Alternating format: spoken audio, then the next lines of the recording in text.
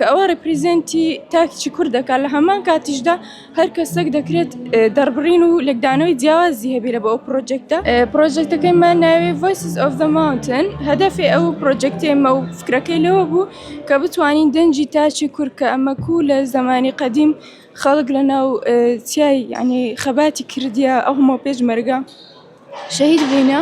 ئەمە بکە ئەو فکرەیەمان هینە کردیتمانە پرۆجێکتێک ئەویش کە ڕپریزنتی هەر ڤۆیسی هەر تاکەچی کوورد دەکەین لە ڕێگەی ستیل کە ستراکچەری ستیلمان بەکارینە بە چەند شێوەیەکی ڤەرتیکەڵ دووبارە بوویتەوە کە ئەوە ڕپریزنتی تاکیی کوردەکە لە هەمان کاتیشدا هەر کەسێک دەکرێت دەربڕین و لەگدانەوەی جیاوازی هەبێرە بە ئەو پرۆجێکتە دەکرێت و برەی معنای یەکگرتن و یەکگرتوویە کە چەند ئاسنەک بەیەکەوەمان ئەمە بەکارهێنایە بێکەوە ستراکچەرێکی بەخۆتی دروست کردیان لە هەمان کاتیشدا دەتوانی بە شێوەی دیکە لێکدانەوەی لێ بکەی ئەوە فکرەی پرۆجێکتەکە و هەدەفەکەی بوو. والله هەستێکی زۆر خۆشمان هەبوو ئەکید تەوقعمان نەدەکرد یەکەم جار کە تەقدیممان کرد بەس الحەمدولله زۆر دڵخۆش بووین. زۆر سوپاس.